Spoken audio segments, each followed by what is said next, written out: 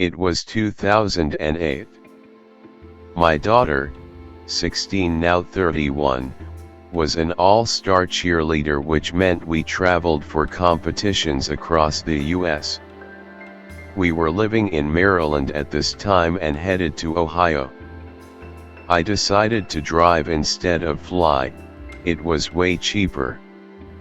We would first drive 8 hours or so, cross the border into Ohio and stay in a hotel, then we'd get up early and drive 2 hours to camp. The hotel was only a few years old, Marriott, and as soon as we entered the room my daughter looks around, heads to the bathroom, walks out and says, "I don't like this room." So of course I'm mom and mention how new the hotel is. It was nice, clean. Honestly, I didn't get it.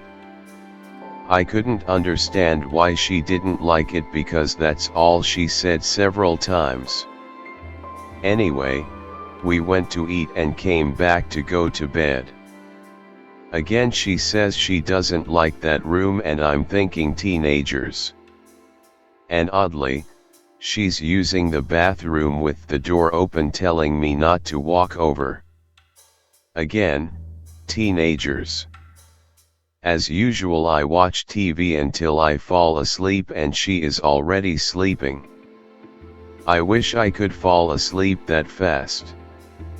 Later I turn off the TV as sleep is headed my way when I hear her rustle in those new crisp sheets. Then again. It was loud, crisp, almost like a whoosh sound. I figured she was pulling those tightly tucked sheets out. I'm laying on my left side, her bed on my right, when the whoosh happens again, loudly. So I turn to see what she's doing when I hear the whoosh going straight up between our beds, crisp as can be. And there, between our beds is what I think is my daughter standing with the sheets over her head. I'm like, what the heck is she doing? I quickly realize it can't be her because it's almost to the ceiling and there's nothing under this sheet-like human structure when suddenly it drops into the floor fast, making a swooshing sound as it did with a rippling effect. All of the white plummeting down. I was so freaked out. I sat up super fast, trembling, scared, confused, turning the light on and there's Christine, sleeping in her bed. I didn't know what to do. I turned the TV on and when it was fully illuminated, turned off the light as it was starting to wake her. I was frozen in my bed. There was no way I was getting out of it to look around, and at that point, the TV would stay on all night.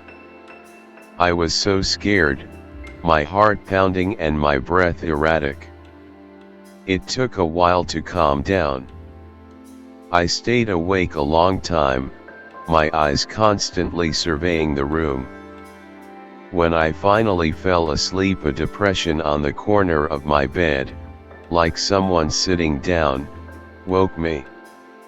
I didn't move much, just my eyes. I was scared and very cautious. I thought maybe it was Chrissy, but nothing was there. Again, I'm awake then fall back to sleep. Early in the morning before the alarm would sound, I feel someone bending down to me. Like, you can feel that without hearing it type movement. And then a kiss is planted on my cheek. I froze, popped open my eyes, nothing is there. Nothing. It wasn't my daughter. At that point it's time to leave. So when I wake my daughter, she said something to the effect, "Good, I'm ready to go." We go to the lobby with our bags and get breakfast. It was 6 a.m. While we're at the table, she says to me that she had a terrible night's sleep, I kept her up. Now I feel bad and apologized for the TV when she asks why did I keep sitting on her bed during the night and why the heck did I kiss her cheek this morning? Excuse me? What? This happened to her too? We sat there discussing what the depression felt like, the kiss, a man, and I think she thought I was messing with her. So I tell her about the crisp sheet thing rising and falling when she blurts out, I told you I didn't like this room, I knew it was bad. It was at that point that I realized why she didn't like the room. Not because she was a moody teenager but because she felt something that I did not. She told me when she walked in the bathroom right away she felt as if someone died there. That they took their own life, that it was dark and foreboding and that's why she wouldn't close the door when she was in there. But what she hadn't clarified to me was why she hated the room so much. Honestly, if she had told me I would have changed rooms. But here's an even creepier part. After we discuss this I see a girl at the front desk and decide to go over and ask her if the hotel is haunted. Now this was a new hotel, but I did it anyway. The clerk said, "What room are you in?" I answered and she stood still, looked at me and walked away into the back room and never came out again. I mean, I stood there for 5 minutes. Nothing. We gathered our things to leave and she still hadn't come out. When we were walking out the sliding doors I saw her peek her head out and pop it in quickly. So bizarre. Or was she messing with me? Who knows?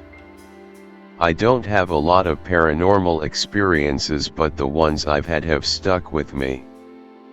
I did not feel any foreboding or darkness in that room. It simply scared the crap out of me.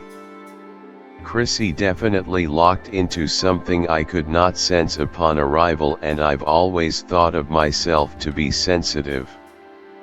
I've told this story to many people but Chrissy does not like hearing it at all. She won't discuss it. To her it's over and done but truth is, we know it scared the daylights out of her too which is why she won't relieve it.